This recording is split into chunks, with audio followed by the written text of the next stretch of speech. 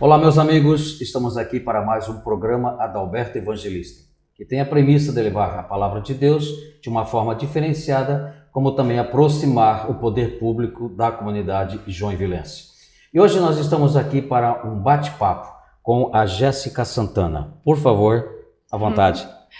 Muito obrigada pelo convite, Adalberto. É sempre um prazer estar conversando contigo. Ótimo. E viemos aí hoje para falar um pouquinho, brevemente, sobre políticas públicas e entrar um pouquinho dentro da temática também das violências de forma geral. Muito agradecido, por ter aceito esse convite. Eu conheço um pouquinho da tua rotina, do teu cotidiano. E tirar esse tempo para conversarmos é muito importante e te agradeço, a equipe te agradece e a quem está nos assistindo. Fique aí, teremos assuntos aqui muito importantes para você e para nós todos. Quem é Jéssica Santana? Psicóloga, ela é formada há 10 anos em psicologia pela Universidade Positivo do Paraná. Se não tiver alguma coisa aqui de acordo, por favor, tá? É especializada em terapia familiar sistêmica pelo Instituto Eirene do Brasil. Experiência em atendimento clínico de adultos e adolescentes com foco na temática que envolve a superação do luto e perdas, terapia familiar, terapia de casal e autodesenvolvimento. Tem experiência como coordenadora no Instituto Paz no Trânsito de Joinville, te conheço de lá. Psicóloga na atenção primária em saúde da Prefeitura de Xereder, psicóloga em atenção primária em saúde na Prefeitura de Balneário Barra do Sul, e atualmente atua no Centro de Referência Especializado da Assistência Social no atendimento a mulheres vítimas de violência doméstica, idosos e deficientes em situação de negligência familiar. Então, um assunto pertinente, muito atual, tem ocorrido muitas situações e hoje nós vamos conversar com a psicóloga Jéssica sobre isso. E o primeiro assunto aqui, Jéssica, que eu quero ver contigo, sobre políticas públicas e assistências de combate à violência contra a mulher, criança, adolescente, idoso, deficiente. O que são, o que é tudo isso e como funcionam?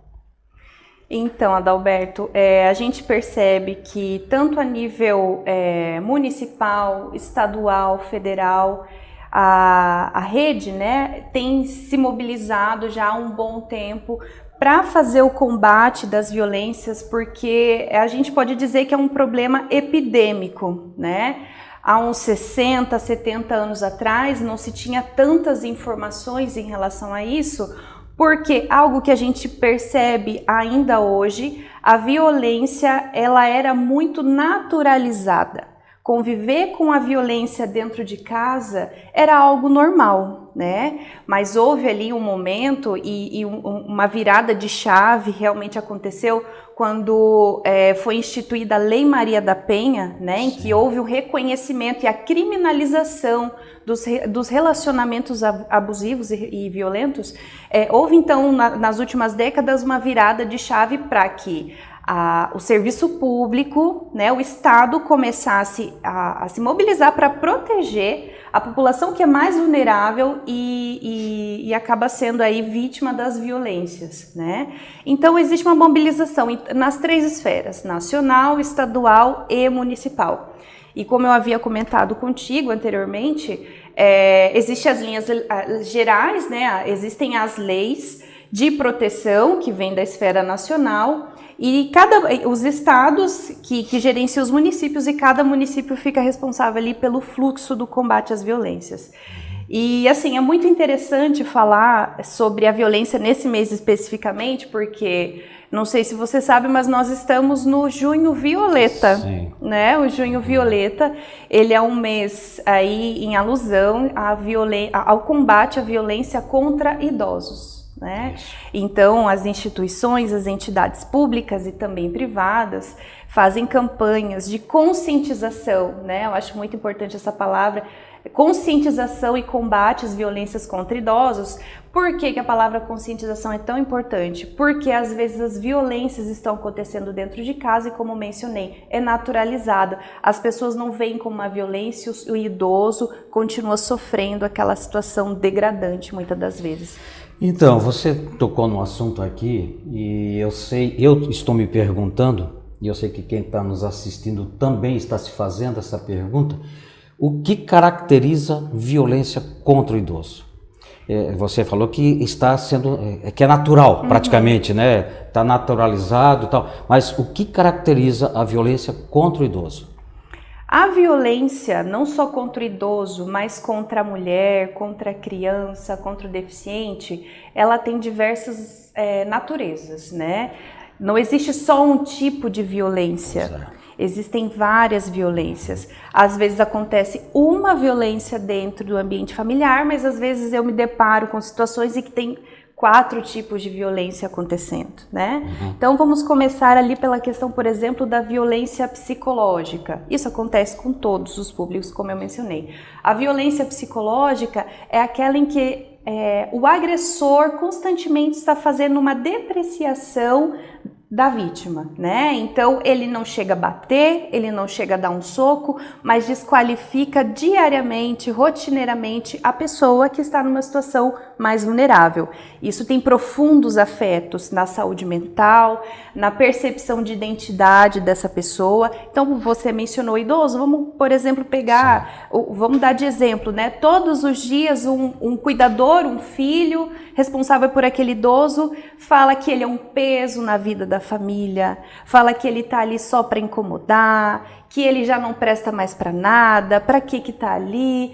E cada dia essas palavras vão acabando, né? Vão acabando com a autoestima, com o senso de identidade dessa pessoa. E é muito comum eu chegar nessas situações e identificar um idoso depressivo, que já não quer se alimentar mais, que está desistindo da própria vida. Por quê? Porque começa a acreditar naquelas palavras e passa a entender que a partir de dado momento passou a ser um peso para a família. Então essa é a violência psicológica, tão nociva quanto a violência física também. Aí tem a violência física, que é a mais comum, que todo mundo reconhece com facilidade e identifica, né, logo de cara. Aí que está a questão. A violência psicológica às vezes está acontecendo todos os dias, mas ninguém percebe, porque acontece ali na surdina, né, dentro de um quarto. A violência física às vezes fica exposto e a comunidade, quem convive ali naquele meio, consegue identificar com mais facilidade.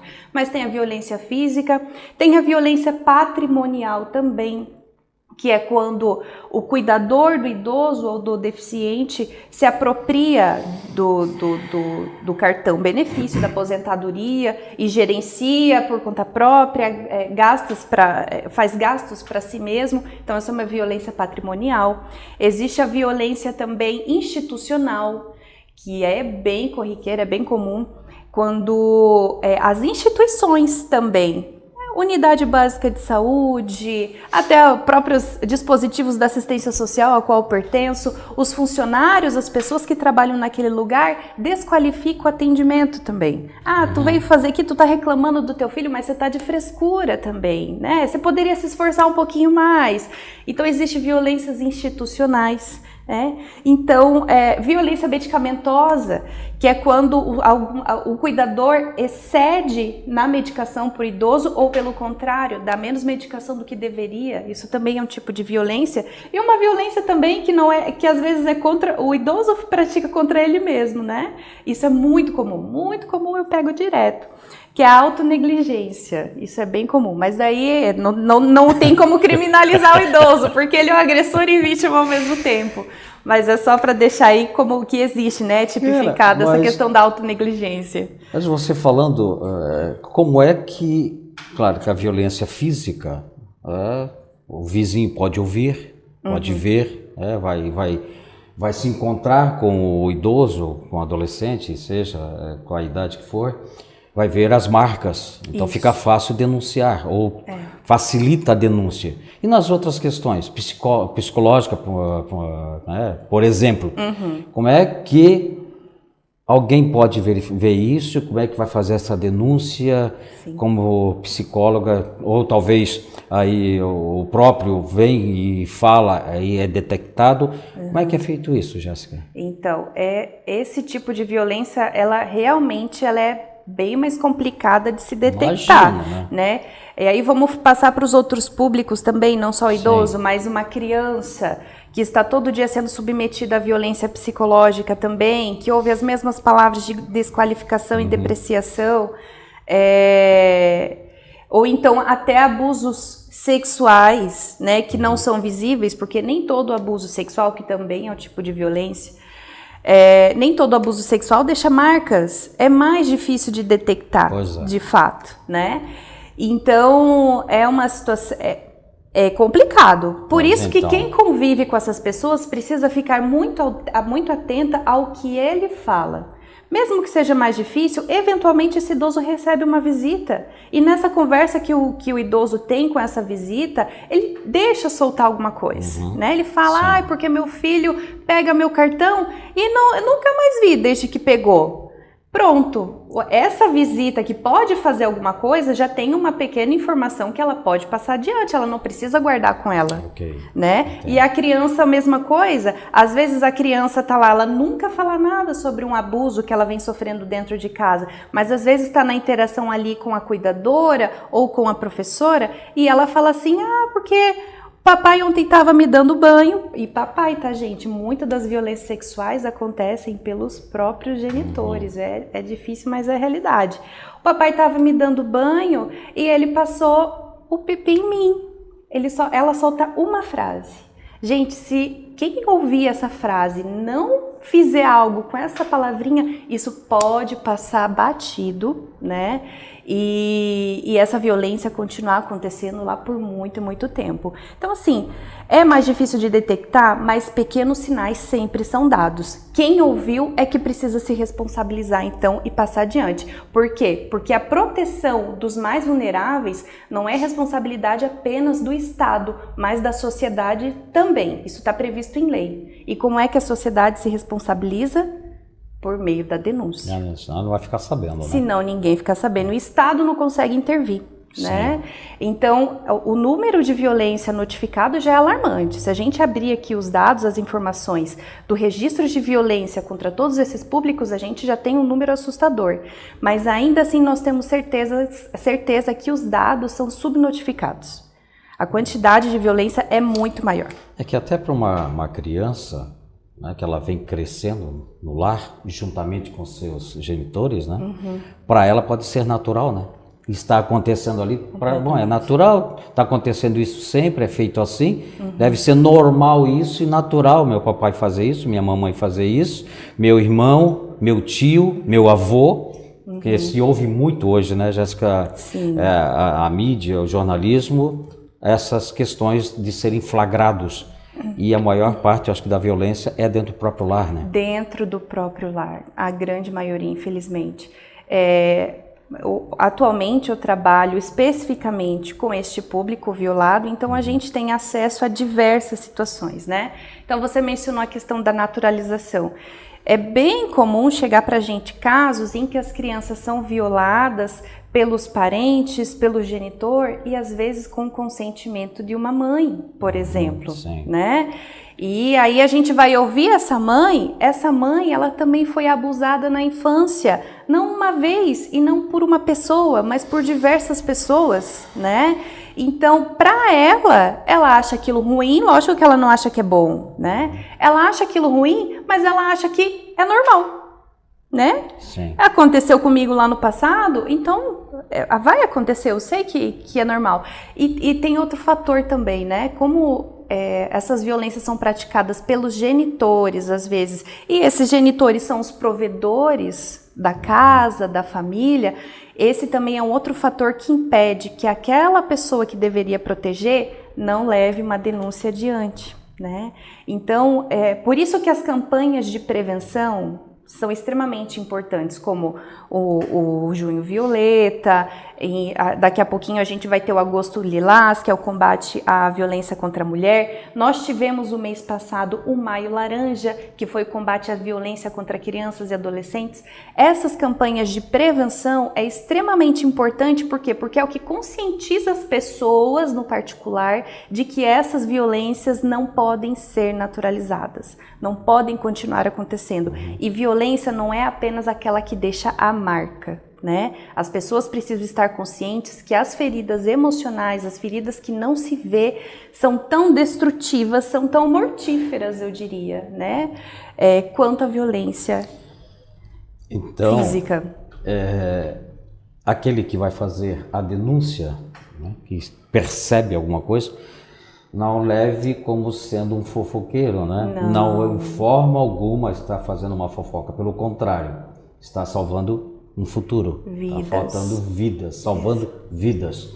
Então, percebendo alguma coisa nesse sentido, faça um contato, né? Converse com alguém, leve para outra pessoa para que isso se espalhe e essa rede chegue à sociedade e às pessoas que podem e devem depois intervir para evitar que isso continue acontecendo. E você lá, como psicóloga, atende todas essas pessoas, né? Como os encaminhamentos, como são feitos? Então, no primeiro momento nós fazemos a acolhida da família, fazemos a escuta de quem passou pela violência e muitas das vezes até dos agressores, né? Nós fazemos a acolhida familiar. Nós inserimos numa espécie de acompanhamento, que a gente chama de PAEF, né? É o acompanhamento particularizado dessa família. Por quê? Porque nesse acompanhamento a gente vai trabalhar justamente esse histórico lá de trás, dos membros familiares, desse histórico que naturalizou a violência, que fez com que esses membros ou um membro acabasse submetido à situação de violência, e neste acompanhamento a gente começa a trabalhar o que precisa acontecer para que ele se liberte da violência, porque a violência também não é tão simples, né? Quem está envolvido não consegue sair dela com tanta facilidade assim. Sim. No caso das mulheres, né?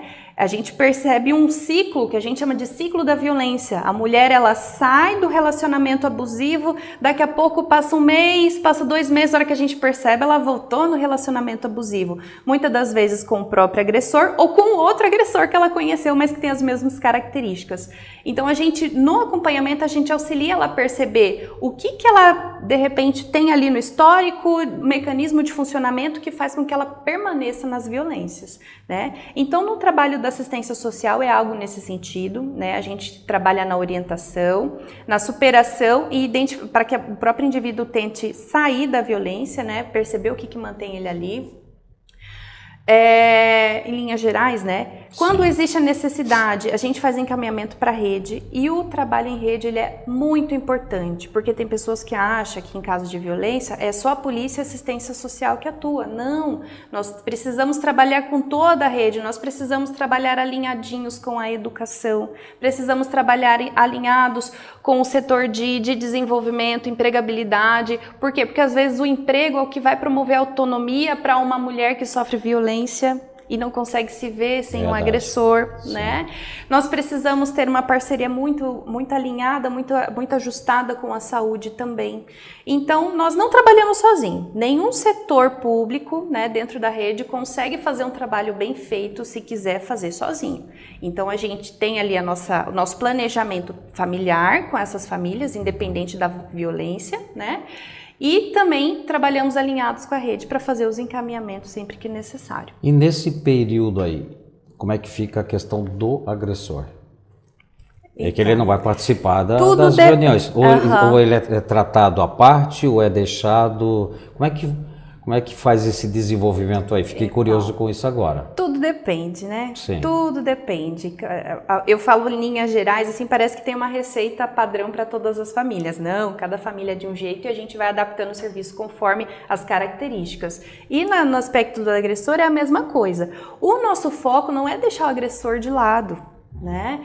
É inseri-lo no atendimento também. Se ele aceitar, porque a maioria, tem muitos deles que fogem, não querem nem saber de atendimento, de nada. Mas tem alguns que a gente conversa, que depois que teve o afastamento do lar, ele percebeu que prejudicou a relação com os filhos também, ele chegou até nós e fala, eu quero mudar. Eu percebo que eu tenho problema, eu percebo que a forma como eu me relaciono é prejudicial e eu quero mudar. Às vezes é por causa da mulher, mas às vezes é por causa do filho. A gente fala, ótimo, perfeito, então é com você que a gente vai trabalhar. E ele recebe atendimento individualizado. Se ele estiver afastado da mulher, né? Se a relação não for retomada, nós trabalhamos eles de maneira individual. A mulher, a família em um atendimento e o agressor em outro, né?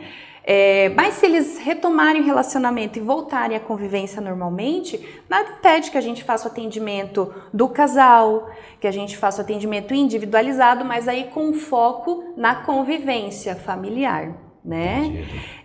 E também na transformação da forma como se comunica, porque muitas das violências, das agressões que acontecem é pela ineficiência da comunicação. Eles não conseguem conversar, né, de um jeito passivo e se comunicam de maneira violenta. Então a gente vai trabalhando com essa família, estando junta ou separada, principalmente modos de comunicação mais saudável, né? E como é que a psicóloga, como é que a Jéssica fica nessa situação? Como é que fica o teu comportamento? Que eu tô aqui, que você fica ouvindo essas coisas, né? Fica recebendo tudo isso. Qual é a reação da pessoa, Jéssica? Olha, eu vou te dizer sinceramente que tem alguns casos que mexem com a gente bastante, né? O psicólogo, ele não está ileso de ter as suas próprias feridas, os seus próprios calos, e às vezes tem alguns casos que chegam até a gente que bate e dói de fato, né? Mas aí nesse momento eu já tenho aprendido isso já de anos de experiência, que a gente precisa realmente colocar o racional à frente do emocional, né? Bate ali, a gente sente, mas se a gente se entrar na linha de sofrimento dessas pessoas, a gente não consegue fazer nada por elas, né? Então a gente precisa ouvir de maneira racional, visualizar de maneira racional, porque senão a gente se perde no caminho. Mas às vezes é inevitável, eu confesso para você que já teve situações que a gente chora junto com a pessoa, né? Se entristece junto com a pessoa, por quê? Porque o psicólogo é ser humano também, né? Certo. Mas a gente sempre cuida ali com a medida certa, por quê? Para que esse lado emotivo não prejudique a ação que precisa acontecer. Não deve ser fácil, sinceramente não deve ser fácil. Não. Porque eu sei que na área em que eu atuo, às vezes o meu psicológico, o meu emocional vai lá embaixo, né? Até recuperar novamente depois a força própria e o próprio autoestima. Às vezes abala completamente, e não sou psicólogo, né? Mas na atuação minha do dia a dia, que também recebo muitas cargas, assim, muitas demandas, e aí preciso fazer os encaminhamentos, tanto o racional tem que estar realmente ativo, paradinho. No momento do trabalho tem que vir à frente. Tem que vir. Não tem brincadeira. Ok. Avançando aqui, como, Jéssica, está sendo feita a aplicação dessas políticas? Tanto nos municípios quanto no estado, como é que essas políticas estão sendo feitas, estão sendo bem aplicadas, qual é o resultado? Você tem alguma coisa para comentar com a gente sobre isso? Olha, a gente percebe que a nível estadual, a gente percebe, por exemplo, o Ministério Público, ele está sempre se reunindo, né? Tem ali as reuniões minimamente anuais, para que eles façam uma fiscalização do que os municípios estão fazendo, se a política do SUAS está sendo bem implementada nos estados e nos municípios. De maneira geral, a gente percebe que existe uma movimentação constante. Dá para dizer que está perfeito, que, nossa, todos os fluxos de todos os municípios estão muito bem desenhados, a rede funciona igual um reloginho perfeitamente? Não dá, não tem como dizer isso, porque o funcionamento dos estados e municípios é um organismo, tem que estar, é um organismo que precisa ser cuidado, né? Okay, igual a nossa saúde, a gente precisa estar sempre cuidando, verificando se está tudo ok, para que funcione. Então, eu percebo que existe sim um processo de evolução, de progresso a nível estadual. Cada município faz ali a construção dos seus fluxos, dos seus protocolos de intervenção e está se encaminhando, né? Eu vou falar aqui particularmente do município que eu trabalho, de Araquari. Recentemente, nós estabelecemos um fluxo de escuta especializada. Tem coisa de 30 dias que isso aconteceu, né? De escuta especializada, O que é a escuta especializada? É uma forma da gente melhorar o atendimento das crianças, dos adolescentes, que traz a revelação de abusos e de violências, né? Ou então, quando a rede suspeita de que está acontecendo alguma violência, algum abuso, tem para onde direcionar. Então, há 30 dias atrás, isso foi instituído no município de Araquari, né?